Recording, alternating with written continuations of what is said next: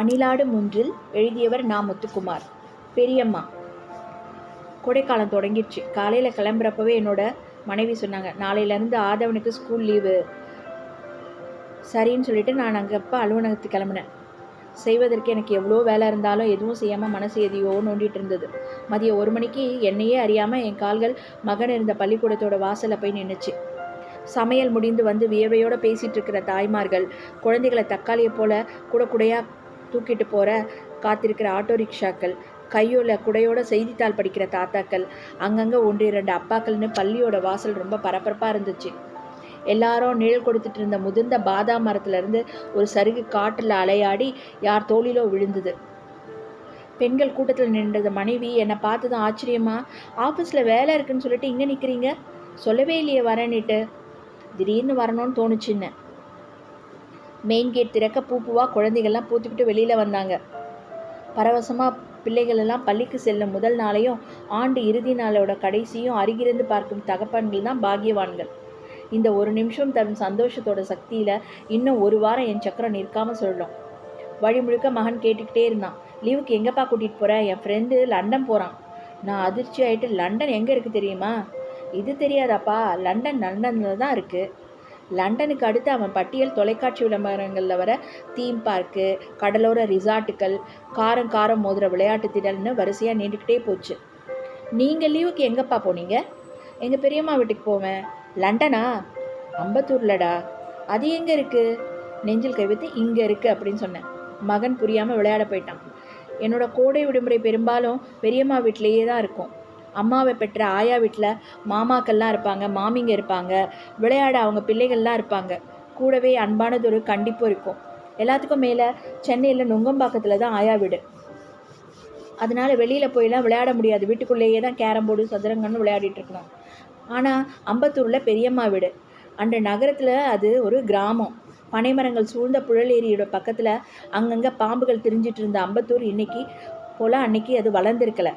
மழை காலத்தில் தவளைகளோட கச்சேரியும் பின்தொடர்ந்து வரும் பாம்புகளோட சீற்றமும் இல்லாத நகரத்தில் யார் வந்து விளையாடுவா?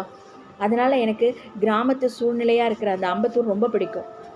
எங்கள் ஊரில் தொலைக்காட்சி பெட்டி ஒரே ஒரு வீட்டில் தான் இருக்கும். அப்போல்லாம் அதை பார்க்குறதுக்கு ஊரே திரண்டு இருக்கும். ஊரில் 7-8 தறிகள் வச்சு நடத்திட்டு இருந்த அந்த வீட்டில் மட்டும்தான் அந்த தொலைக்காட்சி பெட்டி இருந்தது. அலாவுதோட அற்புத விளக்கு போல் அவர் அதை பாதுகாத்துட்டு இருந்தார். வெள்ளிக்கிழமை ஒளியோ ஞாயிற்றுக்கிழமை படத்துக்கு மட்டும்தான் அதை திறந்து காமிப்பார். படம் பார்க்க ஒளியும் பார்க்க 15 காசு, படம் பார்க்க 25 காசுன்னு கட்டணம் வசூலிப்பார். கூட்டம் அதிகமாயிட்டதும் கதவெல்லாம் மூடிடுவார்.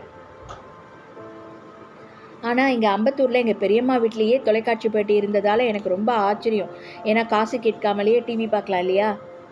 அங்கே 2 அக்காக்கள், அண்ணன், தங்கை, தம்பின்னு பெரியம்மாவோட பிள்ளைகளோடு நாளெல்லாம் ஆட்டம் போடுவேன்.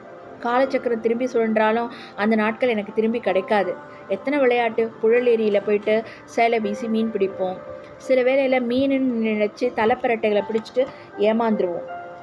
இப்போ யோசிக்கிறப்ப வாழ்க்கையே இந்த சுவாரஸ்யமான சின்ன ஏமாற்றம் தான் தோணுது.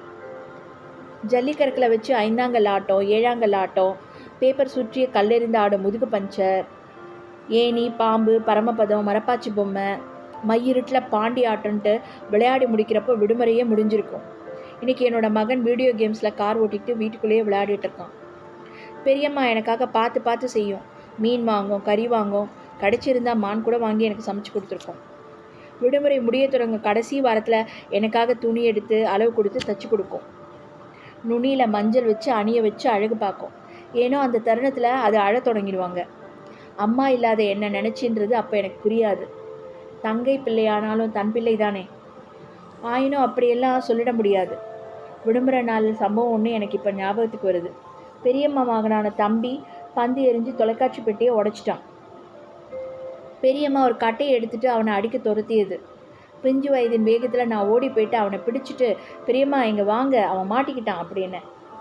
மூச்சு வாங்க ஓடி வந்த பெரியம்மா கட்டையை கீழே போட்டுட்டு, ஏண்டா என் புள்ள அடி வாங்கிறதுல உனக்கு அவ்வளோ சந்தோஷமானுச்சு. அந்த கணம் என் கால்களுக்கு கீழே தர 4 அடி பிளந்துடுச்சு. உள்மனசுலேருந்து ஒரு குரல் சொன்னது, உறவு வேறு, உதிரம் வேறு. நதியின் பிழையென்று நறும்புரல் இன்மை என்பது கம்பன் வாக்கு. காலம் கடந்து இப்போ ஒரு கவிஞன் கம்பனின் கைகளை பிடிக்கிறான். தோட்டம் என்றால் சருகுகளும் இருக்கும் தானே. நன்றி, வணக்கம். நாளை பார்க்கலாம் வேறொரு உறவுடன்.